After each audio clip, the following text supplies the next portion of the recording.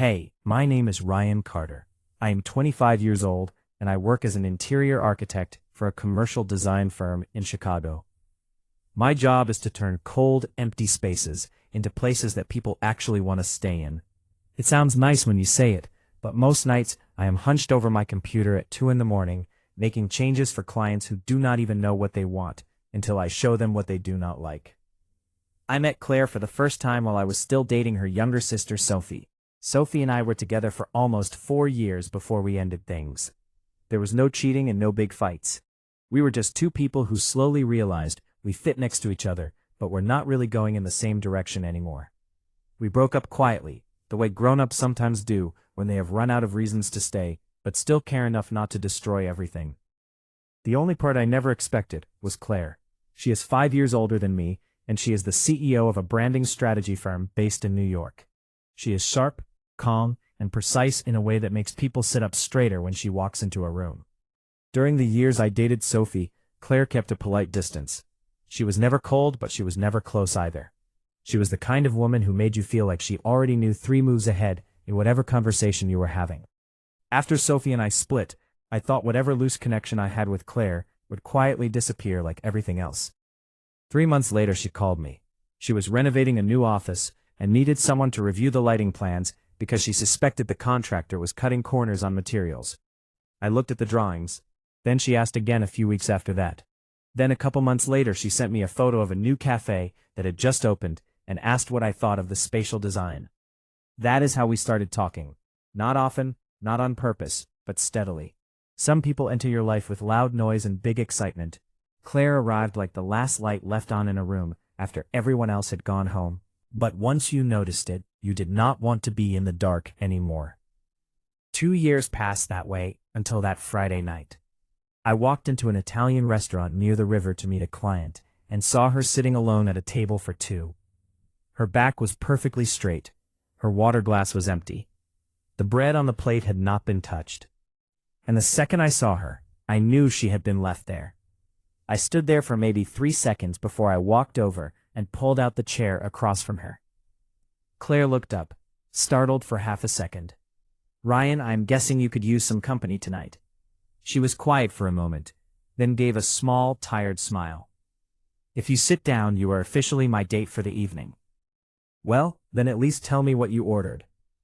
I ordered the same thing she did. While we ate, Claire told me the man had been a lawyer she met at a business conference. The first 2 dates had been fine. Tonight he took a phone call and simply never came back. She told the story like she was presenting a quarterly report. No emotion. But I had known her long enough to recognize when she was performing the role of "I am fine." "That guy is an idiot," I said. Claire looked at me. "You do not have to comfort me." "I am not comforting you," I answered. "I am just telling the truth." For the first time that night, she reached for a piece of bread. It was such a small thing, but something about it made my chest feel tight.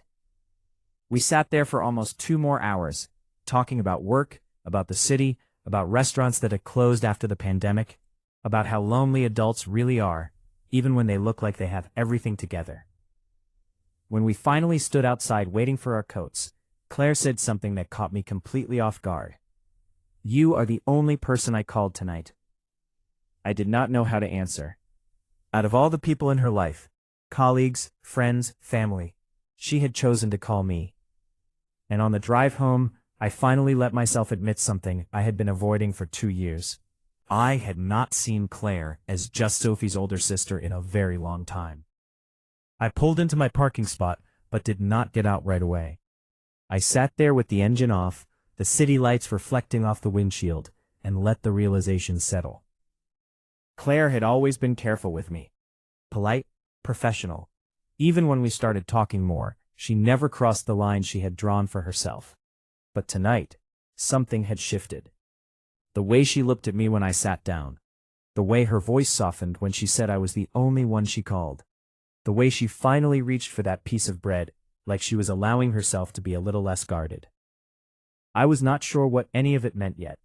I only knew that for the first time since Sophie and I ended things, I was not thinking about my ex. I was thinking about her sister. And that thought did not scare me the way it probably should have. I got out of the car and walked up to my apartment, but sleep did not come easily. Every time I closed my eyes, I saw Claire sitting alone at that table, back straight, waiting for someone who was not coming back. Only this time, she was not alone anymore. Because I had sat down, and I had a feeling I was not going to stand up and walk away anytime soon. 2 days later, I texted her. "There is a weekend market near the harbor. Want to go?" She replied after 3 minutes. 11. Do not be late. That was Claire. Direct, no emojis, no small talk. When I arrived, she was already standing in front of a flower stall, her hair down instead of pulled back the way she usually wore it at work. It made her look younger and softer. I caught myself staring a second too long, and she caught me too. "You are 2 minutes late," she said. "I was looking for parking." That is why grown-ups leave the house earlier. I laughed, and just like that, the tension from Friday night eased into something lighter. Claire bought raw honey from a local beekeeper, a bag of small-batch roasted coffee, and a cream-colored knit scarf she ran her fingers over for a long time before deciding. I bought a loaf of sourdough only because she said it smelled like the bread her grandmother used to make in upstate New York. Everything felt too easy, too natural. And that was the dangerous part. We ended up sitting on a bench by the water, watching the boats drift in and out of the harbor. The sun was warm for late spring, and for a while, neither of us spoke. Then Claire said something that made me turn to look at her. "This is not the first time a man has left me in the middle of something." I waited. She was not looking at me. Her eyes were on the water. "I do not just mean at restaurants," she continued, her voice calm, almost detached. "I mean, they like the idea of me more than the actual person. They like a strong woman until they have to actually be with one. They like an independent woman until they realize she does not need them to survive." She said it without bitterness, just facts, like she had already made peace with it a long time ago. "I think they are scared of you," I said. Claire raised an eyebrow, finally glancing at me. "And you?" "I think you are worth the effort." She did not answer right away. The silence that followed stretched between us, but it was not the same kind of silence we had shared before. This one felt heavier, more charged, like something unspoken had finally stepped into the light. We stayed there a little longer, talking about smaller things.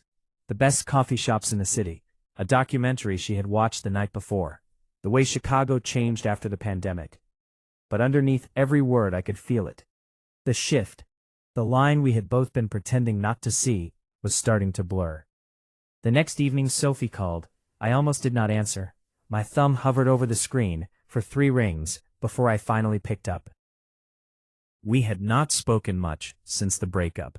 Just the occasional text on birthdays, or when something reminded one of us of the other. The conversation stayed light at first. How was work? How was New York? Then Sophie said something that made my stomach tighten. "Claire has been mentioning you a lot lately." I stayed quiet. "I am not calling to warn you or anything," she continued, her voice gentle. She seems happier when you are around. I wanted you to know that." After we hung up, I sat on my couch in the dark for a long time. The city hummed outside my window, but inside my apartment it was completely still.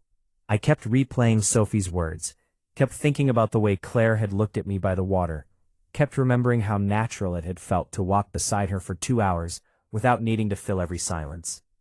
And for the first time, I let myself admit what I had been avoiding for 2 years. I was not just attracted to Claire. I was falling for her. And the scariest part was not that she was my ex's older sister.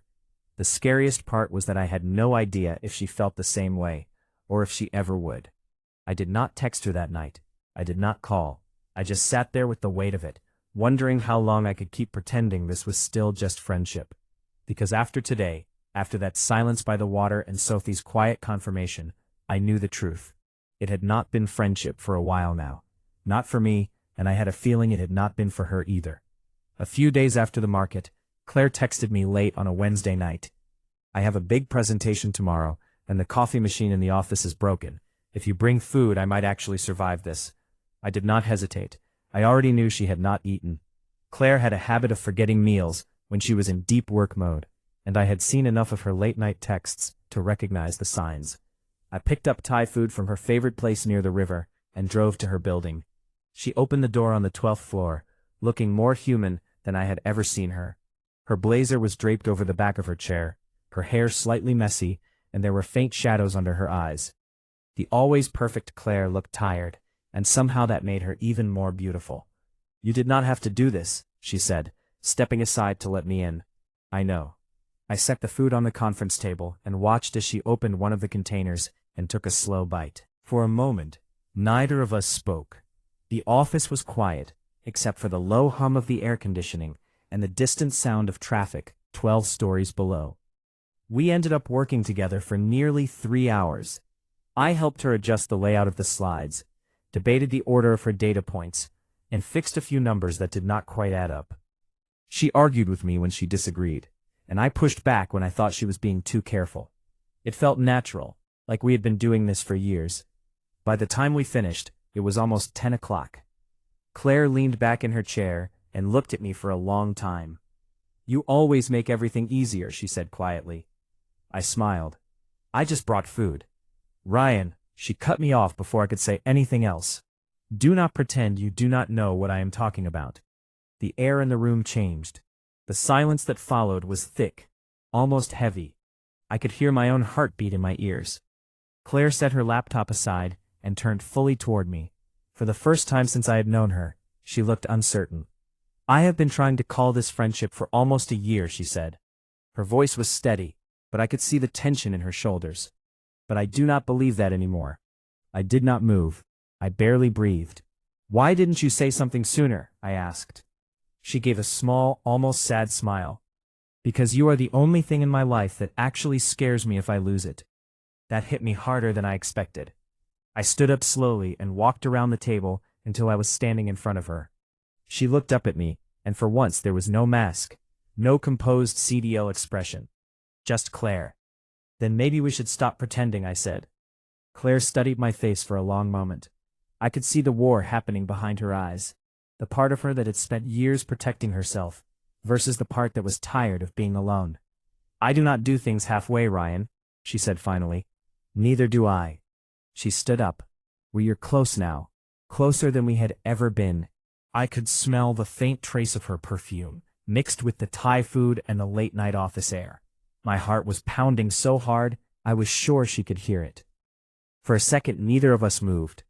Then Claire reached out and touched my hand, just a light brush of her fingers against mine.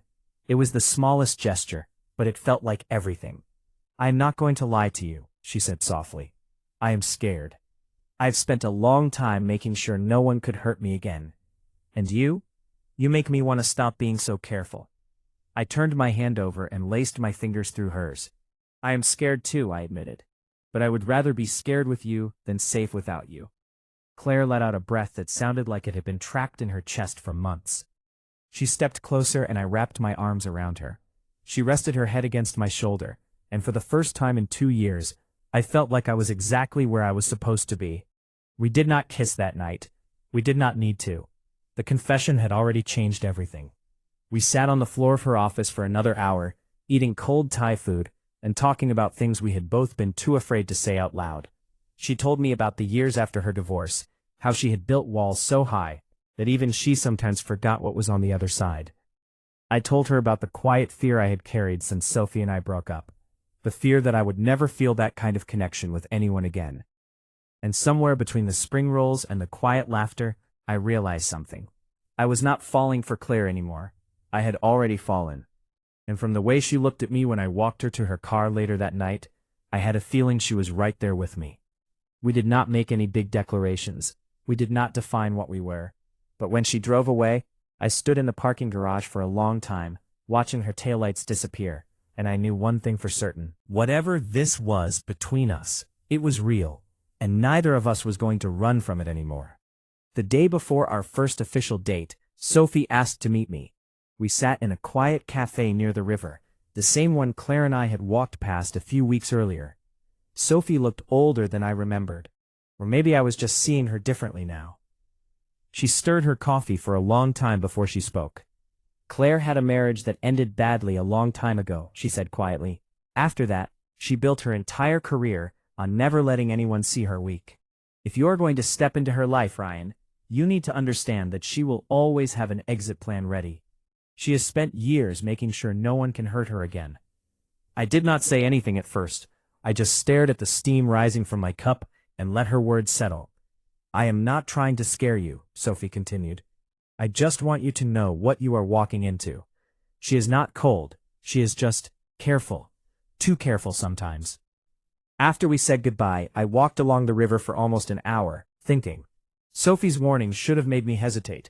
Instead, it made something click into place. Loving someone who had been hurt before was not about trying to fix them or make them stop being afraid. It was about becoming the person they did not have to be afraid with, the one who stayed even when things got quiet, even when there was nothing to prove. That evening, I took Claire to a small restaurant she had mentioned only once, months ago in passing. I remembered the name. When we walked in, she stopped just inside the door and looked at me with genuine surprise. You remembered, she said. I remember most things you tell me. We sat by the window, overlooking the water. Claire ordered the same dish she always did when she was nervous, grilled salmon with roasted vegetables. I let her talk about work, about a deal she was closing, about the pressure of running a company where every decision landed on her shoulders. Somewhere between the main course and dessert, her voice grew quieter. There was a time my company almost went under, she said, tracing the rim of her wine glass. I sat in the office alone until 3 a.m, trying to save it. I remember thinking if I just worked harder, stayed later, sacrificed more, I could fix everything by myself. I got used to that, carrying it all alone. She looked up at me then, and for the first time I saw the exhaustion she usually hid so well. I do not want to live like that anymore, she said softly. I reached across the table and took her hand. After dinner, we walked along the harbor. The wind had picked up, cold and sharp off the water. Claire shivered, and without thinking, I slipped off my jacket and draped it over her shoulders. She started to protest, then stopped when she felt something in the pocket.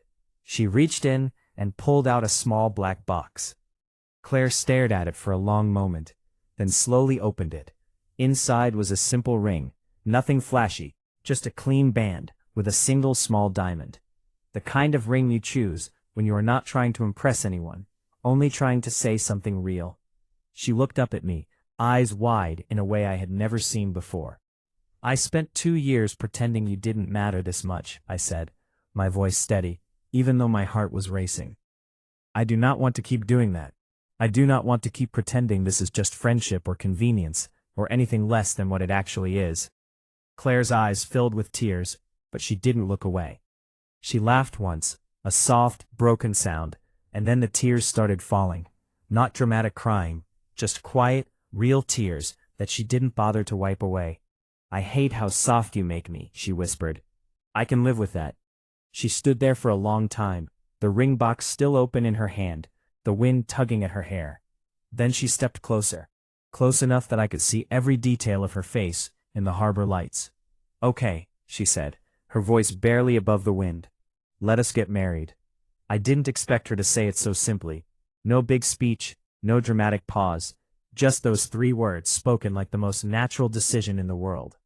I took the ring from the box and slipped it onto her finger. It fit perfectly. She looked down at it, then back at me, and for the first time since I had known her, Claire looked completely unguarded. I am still going to be difficult sometimes, she warned. I know. And I am still going to need space when things feel too much. I will wait. She smiled then, a real smile, the kind that reached her eyes and made something in my chest loosen. You are really doing this, she said. I who've been doing this for 2 years, I answered. I am just finally saying it out loud. We stood there on the edge of the harbor, the city lights reflecting on the dark water. And I realized something I had not fully understood until that moment. I was not just in love with Claire. I was choosing her. Every version of her. The strong CEO, the tired woman who forgot to eat, the one who had built walls so high, even she sometimes forgot what was behind them. I was choosing all of it, and I was not afraid anymore. Because for the first time in my life, staying did not feel like settling. It felt like coming home. We got married the following spring. It was a small wedding, just close friends and family, the kind of people who had actually been present in our lives instead of just passing through. Claire wore a simple white dress that made her look both powerful and soft at the same time. I couldn't stop staring at her. Not because she looked beautiful, though she did, but because she looked like she had finally stopped holding her breath.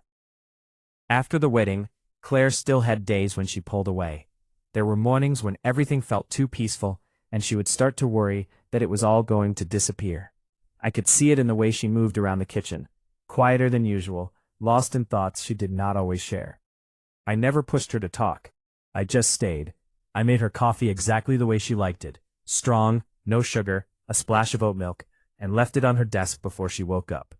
I sat beside her on the couch while she read through reports, my laptop open, our legs touching under the blanket. Sometimes I drove out at 11 at night because she had forgotten to eat dinner again. Those small, ordinary things were what built our life together. One evening, about a year after we got married, Claire asked me a question while we were washing dishes. "Why are you always so patient with me?" I rinsed a plate and handed it to her to dry.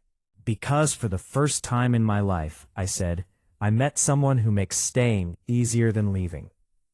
She did not say anything for a long moment. Then she set the dish towel down, turned off the water, and wrapped her arms around my waist from behind. Her forehead rested against my back. "I am still learning how to trust this," she whispered. "I know. I am not in a rush," and I was not. I had waited 2 years to sit down at that restaurant table. I could wait as long as she needed. Years have passed since then. We still live in Chicago, though we bought a small house near the lake instead of staying in my old apartment. Claire's company grew. My design work became steadier, less frantic. We argue sometimes, about work, about whose turn it is to take out the trash, about whether pineapple belongs on pizza. It does not. But we never go to bed angry. We have learned how to fight without breaking what we built. Every night, I still find myself watching her. She sits on the sofa with her reading glasses on, a stack of documents in her lap, frowning at some ridiculous mistake in a quarterly report. Her hair is usually tied up, a few strands falling loose around her face. She looks exactly like the woman I saw that first night in the restaurant. Strong, focused, a little tired, but finally allowing herself to be seen. And every time I look at her, I think about that Friday evening.